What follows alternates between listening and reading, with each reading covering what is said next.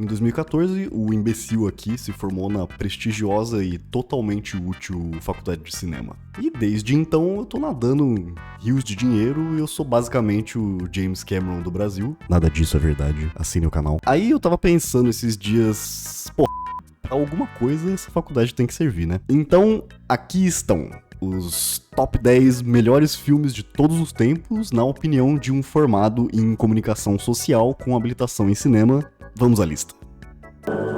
Pervertido, neurótico, fantástico. Dirigido por um dos meus heróis, o Rogério Sganzerla, O Bandido da Luz Vermelha é uma celebração de uma frase que o próprio Sganzerla disse que resume muito bem o espírito do cinema marginal. Estou buscando aquilo que o povo brasileiro espera desde a chanchada, fazer do cinema brasileiro o pior do mundo. O bandido é sujo, caótico, violento e em alguns momentos completamente incompreensível, mas tudo isso da melhor forma possível. O cinema marginal é a coisa mais punk que já aconteceu no cinema nacional, e O Bandido da Luz Vermelha é o exemplo mais didático do espírito vai se f*** do movimento. Eu não vou entrar em todo o contexto histórico do movimento, nem vou dissecar as supostas metáforas, não vou dissecar as críticas anticapitalistas que permeiam a obra-prima do Sganzerla, porque, como ele mesmo ensinou, se você tem interesse de conhecer um filme que exala fogo criativo, personalidade fortíssima e um completo descaso pelas regras, O Bandido da Luz Vermelha é a resposta.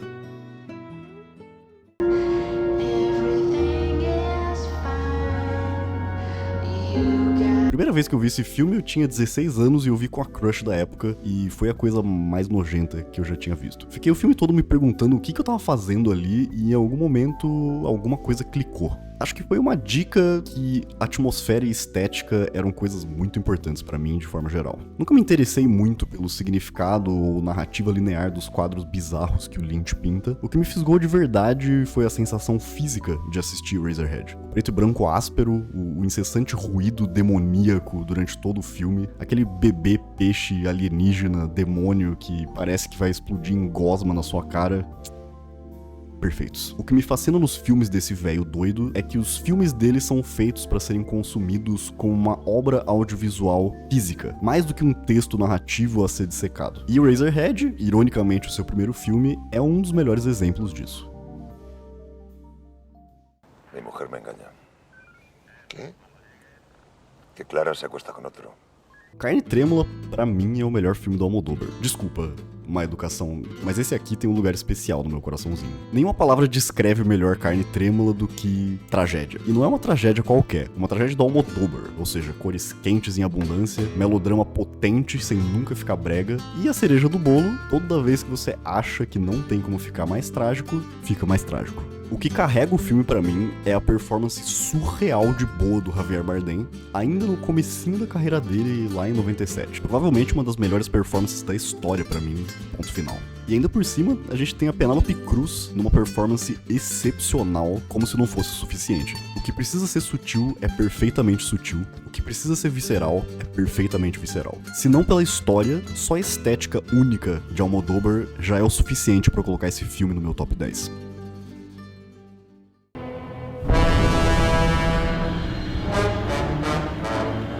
Sabe, eu assisti muito filme de kaiju na minha vida, ou monstros gigantes.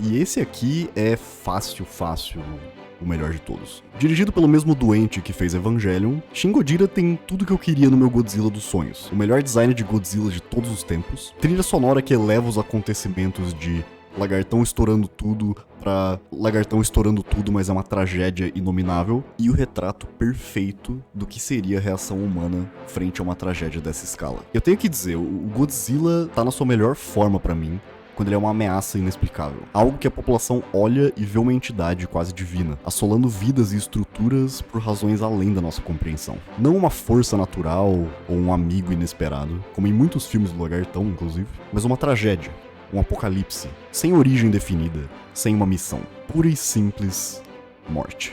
Algo que me escapou da primeira vez que assisti com meus amigos babuínos é que Shin Godzilla é bem escancaradamente uma comédia também. Personagens do governo têm títulos cada vez mais longos e desnecessariamente complicados, figurões constantemente marcam reuniões para decidir quando marcar outras reuniões, a burocracia e incompetência do governo de forma geral é praticamente arremessada na cara do espectador, o que é fantástico. O filme de alguma forma transita entre tragédia horripilante, comédia e filme de monstro gigante clássico de forma perfeita. Nada nunca parece fora do lugar. Última coisa. Essa cena aqui, a cauda do Godzilla repleta de esqueletos humanos, o tom que é simultaneamente de esperança e a completa falta dela, simplesmente perfeita. Ah é, e também tem o que possivelmente é a minha cena favorita de todos os tempos.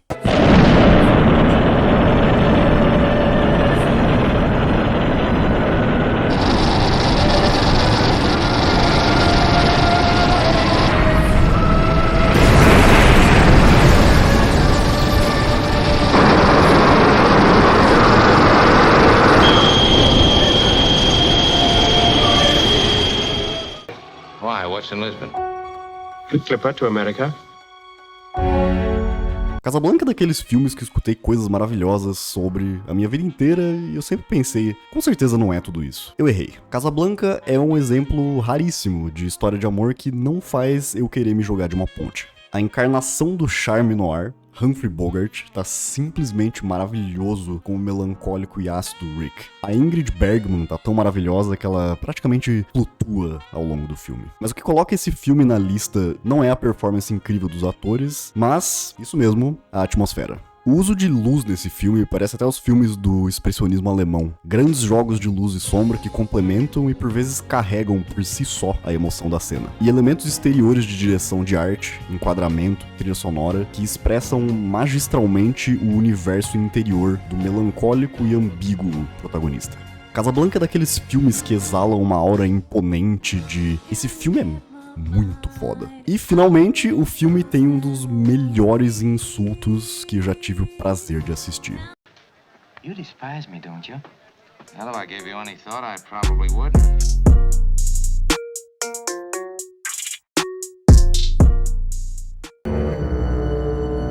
Keeping secrets, are you? No, sir. Olha, é um pouco redundante falar, mas eu vou falar mesmo assim. Ninguém esperava que o vampiro gostoso, de performance questionável, fosse dedicar a vida a fazer filme estranho e ser muito bom nisso. O Farol é um filme que faz tudo correto, de acordo com o que eu quero e espero de um filme. Poucos elementos, atmosfera tão densa que escorre da tela, poucos personagens, sugestões narrativas ao invés de afirmações, e o mais importante, a coisa mais essencial acima de tudo do universo, cool shit. É difícil verbalizar com precisão porque esse filme é tão bom pra mim. A sensação que tive quando assisti pela primeira vez foi que o negócio tinha sido planejado cuidadosamente pra me agradar. Visualmente, o filme é claustrofóbico. A janela é nesse aspecto aqui, que faz a experiência de assistir o negócio mais desconfortável. Parece que você também tá preso ali, junto com os dois caras que estão ficando mais malucos a cada dia que passa. O diretor de foto usou uma película de 1930, o que faz o filme todo parecer gasto, sujo, velho. O que complementa perfeitamente a sensação que aquele lugar que estamos presos é carcomido pela fúria e falta de compaixão do oceano. Que no filme ganha uma aura de deus ancião meio Lovecraft, que não é apático, mas sim abertamente hostil a qualquer ser humano. E além de tudo isso, o filme ainda acha tempo pra ter momentos absurdamente engraçados. Obviamente sem deixar de ter aquele fundinho de terror cósmico e desconforto, que nem essa cena aqui, que o personagem do Willem Dafoe fica tão abismado que não gostaram da sua lagosta, que ele conjura uma maldição. You don't like me cooking? Oh, don't be such an old bitch! You're drunk! You don't know what you're talking. How can I possibly like the horse shit you fix us for supper? You're drunk! A few moments later. Hark! Hark! Triton! Hark! Bellow! Bid our father, the Sea King, rise from the depths full, foul in his fury. Black waves teeming with salt foam, to smother this young mouth with pungent slime. Ou esse daqui, que o personagem do Pattinson fica putaço porque o cara não para de peidar. Snoring. Goddamn farts. Eu gosto demais desse filme. O suficiente pra já ter um outro roteiro inteiro escrito sobre ele, então eu vou parar de falar e a gente vai continuar essa lista.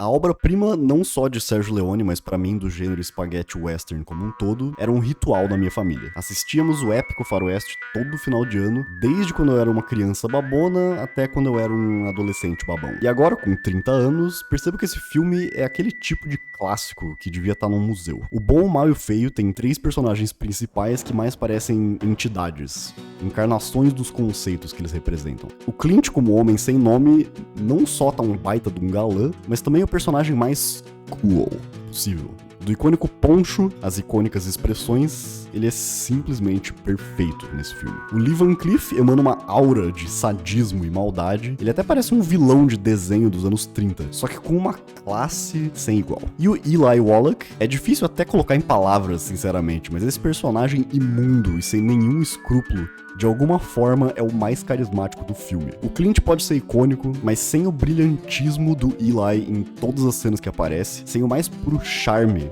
que ele traz a sua rivalidade com o Clint, esse filme não seria nem metade do que é. O filme tem uma textura, dá pra sentir a aridez daquele universo na pele. Mesmo sem um roteiro impecável, o filme de 2h30 ainda é um feito cinematográfico do mais alto calibre. A montagem, icônica. A fotografia, icônica. A trilha sonora magistral, que só podia ter sido feita pelo deus Ennio Morricone, icônica também. O Bom, Mal e Feio é perfeito. Ponto final.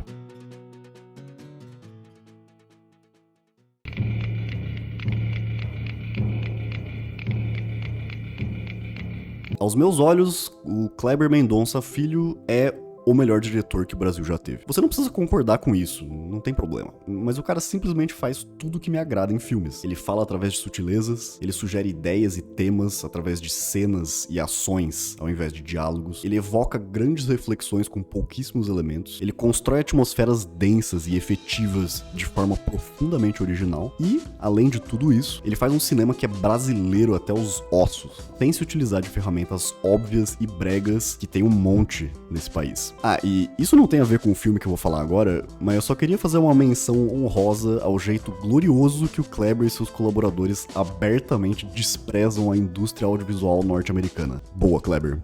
O Som ao Redor tem como um dos temas principais a conflituosa relação entre classes socioeconômicas do Brasil e faz um retrato surpreendentemente realista disso. Ninguém é glorificado ou condenado. De alguma forma, todos os personagens, diálogos, ações, expressões faciais parecem totalmente reais. O que é mais bizarro é que esse senso de verossimilhança dos personagens que populam a cidade de Recife nesse filme tá imerso numa atmosfera desconfortável que é um tanto... alienígena é a melhor palavra que eu achei. É como se esse retrato realista de Recife fosse super convincente, mas ao mesmo tempo tivesse uma pitada de bizarrice lintiana. Eu nunca tinha visto um retrato do Brasil, por mais que seja de uma região que eu não vivi, tão perfeito. O Som ao Redor é único.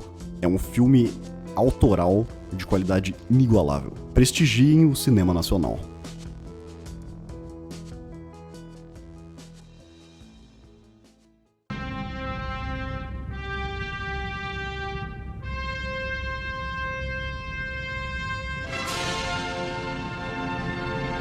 O meu top 2 dessa lista se enquadra numa categoria que eu inventei na época de faculdade que eu chamava de God Films, que quer dizer que o filme não é feito por algum deus, mas que o filme em si, a obra, é algo literalmente divino. Grandes obras de arte são o mais próximo que a humanidade consegue chegar do que a gente chama de divino. É uma obra capaz de realmente mudar algo fundamental dentro de você. 2001 é isso, pra mim. É um filme etéreo. Parece mais que você tá tendo uma experiência de quase morte e a injeção de DMT no sangue tá te fazendo ver coisas. Essa coisa. É um filme de 1968 que envelheceu melhor do que 90% dos filmes que a humanidade já produziu. Feito em gloriosa película 70mm, o filme transborda estilo e beleza com B maiúsculo. A visão artística de Kubrick nunca esteve tão precisa. Os enquadramentos, o ritmo, a trilha, os designs das naves, das roupas,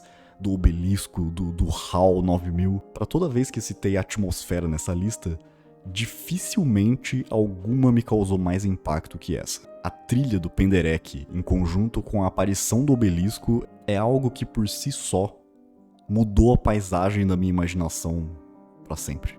O Kubrick costumava falar que uma vez que o filme estivesse pronto, não era mais dele. Os significados e intenções dele eram irrelevantes e o filme tá ali pra falar por si próprio. 2001 é sobre humanidade. 2001 é sobre nossa existência dentro e fora de nós. 2001 é sobre nossa relação com tecnologia.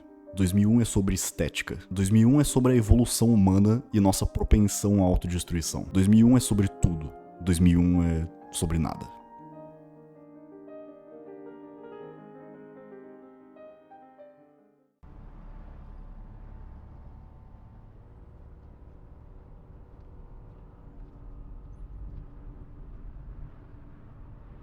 Tá, eu vou só ler aqui. Eu vou só ler. Por anos, 2001, Uma Odisseia no Espaço ficou em primeiro nessa lista. Não sei verbalizar exatamente porquê, mas Mulholland Drive, Cidade dos Sonhos, foi ganhando cada vez mais importância no meu imaginário. Esse filme, que assisti pela primeira vez em 2008, sempre esteve lá no fundinho da minha cabeça, que nem aquela memória vergonhosa de escola que por algum motivo você ainda lembra. A diferença é que a presença desse filme na minha cabeça foi aumentando ao longo dos anos. Conforme eu fui assistindo mais e mais filmes, percebi que cada vez mais eu procurava sentir algo parecido com o que eu senti com Mulholland Drive. Tem algo faltando em todos os outros filmes, e até hoje, 15 anos depois, eu tenho dificuldade pra verbalizar o que é. Do mesmo jeito que é impossível colocar em palavras por que Mulholland Drive é, pra mim, o filme mais divino de todos os tempos. Porque Mulholland Drive, como toda grande obra aos meus olhos, tá acima de palavras. Ele existe na forma perfeita do audiovisual. Ele existe num plano diferente dos outros. Eu sou muito fã de Lynch, mas esse filme ganhou uma proporção sentimental e artística tão grande na minha cabeça que esse filme ganhou vida, completamente separado do seu diretor. Esse filme tá vivo. O Lynch deu sorte de ter servido de instrumento para a existência dele. Fiquei um tempo na frente do computador tentando achar as melhores palavras para falar dele. Repetir que a atmosfera é perfeita pela milésima vez, falar que ele é icônico, falar que ele é multifacetado e tem os melhores curtas de terror e comédia dentro de si por nenhum motivo, falar que ele é o comentário mais contundente sobre a brutalidade da indústria cinematográfica, falar que ele é a definição do que significa fazer uma obra-prima. Não. Mulholland Drive é o melhor filme de todos os tempos para mim e eu não preciso justificar o porquê. Mulholland Drive só é, com todas as letras, um God film.